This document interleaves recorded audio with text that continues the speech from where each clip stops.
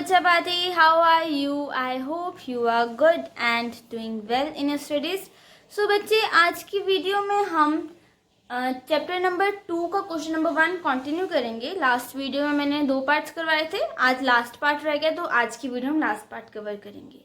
अगर आपने 2.1 देखनी हो या फिर क्वेश्चन नंबर 1 के पुराने पार्ट्स देखने हो तो बच्चे एक प्लेलिस्ट बनाई है मैंने क्लास 10th करके, आप उसमें जाके चेक कर सकते हो. उसका लिंक डिस्क्रिप्शन बॉक्स में है. ठीक है जी. तो बच्चे इस इक्वेशन को सॉल्व करेंगे.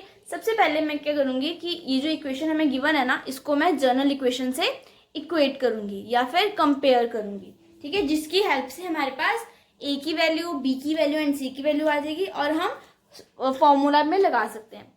बच्चे आप ये वाला पार्ट देख रहे हो तो आई एम कंसीडरिंग कि आपको sum of roots, sum of zeros, product of zeros कैसे निकालते हैं, ये कुछ ऐसी चीजें आपको पता हो. अगर आपको नहीं पता तो प्लीज मेरी बेसिक्स वाली वीडियो तक के देख लो. ठीक है, तो बच्चे देखो हमारे पास जनरल टर्म क्या होती है, A x square plus B x plus C equals to 0 है ना, इज इक्वल टू 0 रहने दो. तो अगर मैं इन दोनों इक्वेशंस को कंपेयर करूंगी तो मेरे पास ए की वैल्यू आ जाएगी. देखो ए की वैल्यू कितनी आएगी 3, एक्स स्क्वायर के आगे ए है, एक्स स्क्वायर के आगे 3 है, तो ए की वैल्यू 3 आ जाएगी. ठीक है, बी की वैल्यू कितनी आ जाएगी, बी है -1 एंड सी की वैल्यू कितनी आ जाएगी -4. आई होप ये चीज आपको क्लियर है ना. अब हम ये करते हैं splitting the middle term. Splitting the middle term के लिए हमें प्रोडक्ट चाहिए. प्रोडक्ट कितना चाहिए, इसका और इसका product. So -4 into 3 -12 and sum या सब्ट्रैक्शन हमें चाहिए -1. ठीक है जी. अब ऐसा नंबर बताओ, ऐसे दो नंबर्स बताओ जिसका सम करके ये आए और प्रोडक्ट करके ये आए. तो हम पहले 12 का फैक्टर निकाल लेते हैं. 2 6 12, 2 3 6, 3 1 3. तो 2 2 4, 4 -3 1 और 4 इंटू 3 12. तो हमारे पास फैक्टर्स क्या आए, -4 एंड +3. यही फैक्टर्स आए. तो अब हम यहाँ पे पुट कर देंगे. कैसे पुट करते हैं, first and last term as it is और बीच में हमने ये चीज लगानी होती है. तो -4x यहाँ पे लिख दो और +3 यहाँ पे लिख दो, 3x आएगा. ठीक है जी. तो अब हमने क्या करनी होती है, पेयरिंग करनी होती है. तो मैं हमेशा first 2 terms and last 2 terms की पेयरिंग करती हूँ. आप अपने अकॉर्डिंग किसी का भी पेयर कर सकते हो, फर्स्ट और लास्ट का कर सकते हो या जैसे मर्जी कर सकते हो. ठीक है, तो वैसे फर्स्ट के तो सेकंड से होगी तो थर्ड से पेयरिंग होगी, लास्ट टर्म से नहीं होगी क्योंकि फिर x नहीं निकलेगा ना. ओके, अब हम यहाँ से कॉमन निकालते हैं. देखो फर्स्ट 2 टर्म में से क्या कॉमन आ रहा है, x ही कॉमन आ रहा है. तो x को बाहर निकाल दो, ब्रैकेट के अंदर रह गया 3x -4. ठीक है, अब मुझे क्या चाहिए 3x -4, यहाँ पे 3x -4 ही है तो 1 कॉमन निकाल दो. ठीक है, अब हमारे पास हमें 2 ब्रैकेट चाहिए. तो बताओ कैसे आएंगे, x + 1 एंड 3x -4. ये 2 ब्रैकेट्स आ गए. इसको अब 0 के इक्वल इक्वेट करो. तो हमारे पास क्या आ जाएगा, x + 1 = 0, जिससे हमारे पास x की वैल्यू आ जाएगी -1 और यहां से मेरे पास आ जाएगा 3x -4 = 0, जिससे मेरे पास आ जाएगा x की वैल्यू = 4/3. सो विद दिस हमारे पास 2 zeros आ गई है ना. अब मैं इनमें से एक को ले लूंगी अल्फा और एक को ले लूंगी बीटा. तो मैं अल्फा ले रही हूँ -1 एंड बीटा ले रही हूँ 4/3. जिस मर्जी को ले सकते हो आप, इसको अल्फा बीटा ले सकते हो, इसको अल्फा ले सकते हो, उसमें कोई दिक्कत नहीं होती. ठीक है, अब मैं यहाँ पे कर रही हूँ सम. सो सम ऑफ जीरोस बाय फॉर्मूला कितना होता है बताओ, -b/a. सो b है मेरे पास -1, so minus of -1/a. a कितना है 3, सो मेरे पास आ जाएगा 1/3 है ना. और अब हम जीरोस को ऐड करते हैं. So alpha plus beta is equals to 4/3 1/3 -1। अब मैंने अपनी वीडियो में सिखाया था फ्रैक्शंस वाली कि हम दो फ्रैक्शंस को ऐड कैसे करते हैं। अगर आपको ये चीज नहीं पता तो उसका लिंक डिस्क्रिप्शन में है, आप वो देख सकते हैं। ठीक है, तो पहले हम इसका एलसीएम लेंगे और एलसीएम लेके मेरे पास कुछ ऐसे आ जाएगा 1/3 आंसर आ गया। तो देखो मेरे पास इसकी वैल्यू और इसकी वैल्यू सेम आ गई, मतलब हमारा आंसर सही है। अब हमने प्रोडक्ट करके देखना है। तो प्रोडक्ट ऑफ जीरोस की वैल्यू कितनी होती है बाय फॉर्मूला?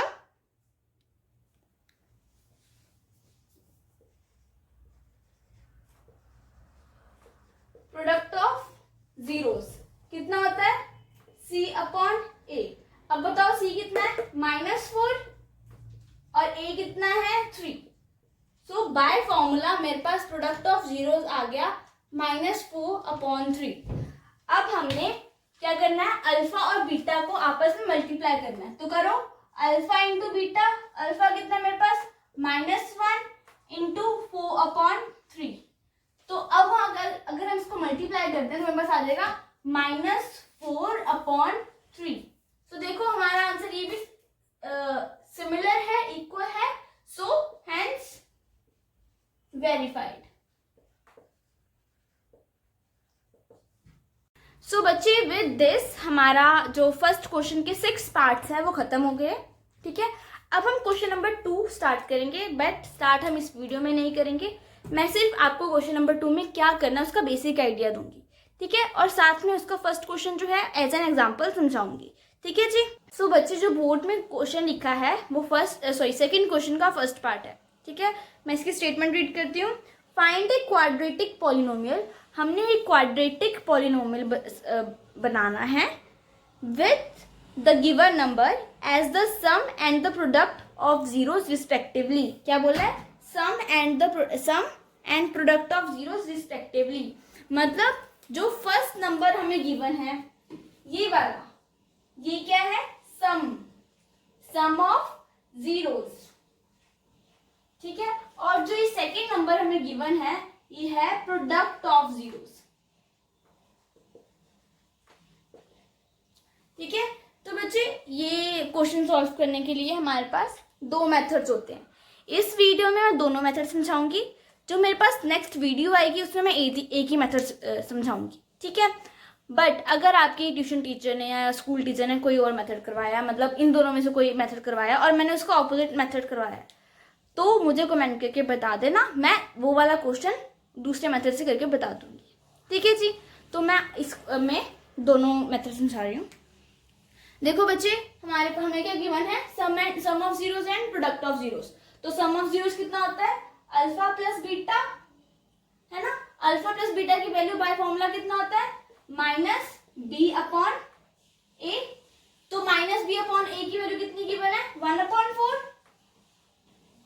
तो अगर मैं इनको कंपेयर करूं, मतलब -b/a इज इक्वल्स टू 1/4, तो मेरे पास -b की वैल्यू मिलती है 1, मतलब b की वैल्यू मेरे पास आ रही है -1।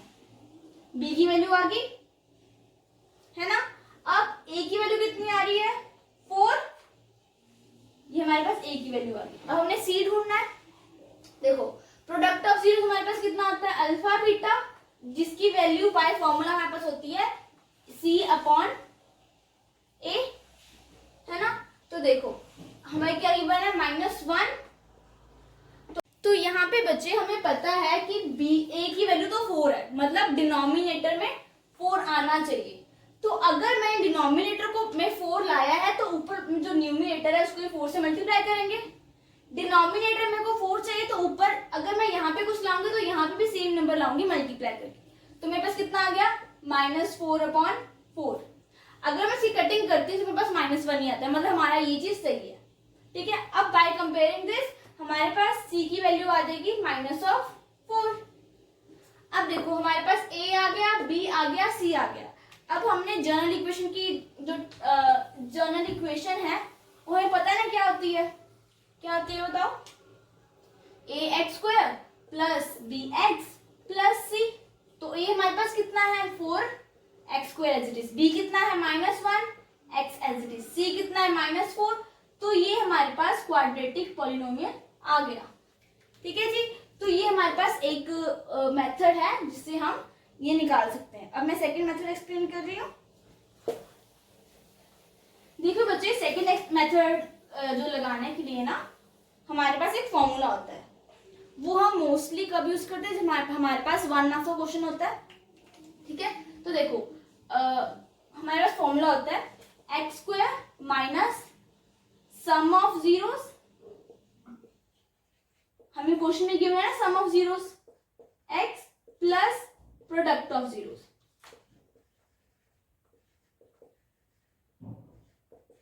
मतलब एक्स स्क्वायर माइनस जो हमें सम ऑफ जीरोस क्वेश्चन में गिवन होगा वो हमने यहाँ पे लिखना है, x as it is product of zero जो हमें क्वेश्चन में मिला होगा वो हमने यहाँ पे लिखना है। तो क्वेश्चन हमारे पास क्या था, देखो क्वेश्चन हमारे पास है 1/4 एंड -1, मतलब ये जो है ये सम है और ये वाला प्रोडक्ट है। तो ये नंबर से पुट कर दो, एक्स को as it is minus 1/4 as it is X लिख दो। ठीक है, प्लस -1।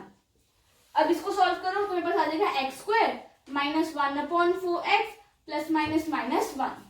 अब यहाँ पे हमारे पास डिनोमिनेटर 4 आ रहा है, तो मैं करूंगी पूरी इक्वेशन को 4 से मल्टीप्लाई कर दूंगी, या मैं पूरी इक्वेशन का एलसीएम ले लूंगी, सेम बात है। तो मेरे पास आ जाएगा 4x square minus 1x minus 1, मतलब -4, 4x square minus x minus 4। तो ये हमारे पास इक्वेशन आ गई।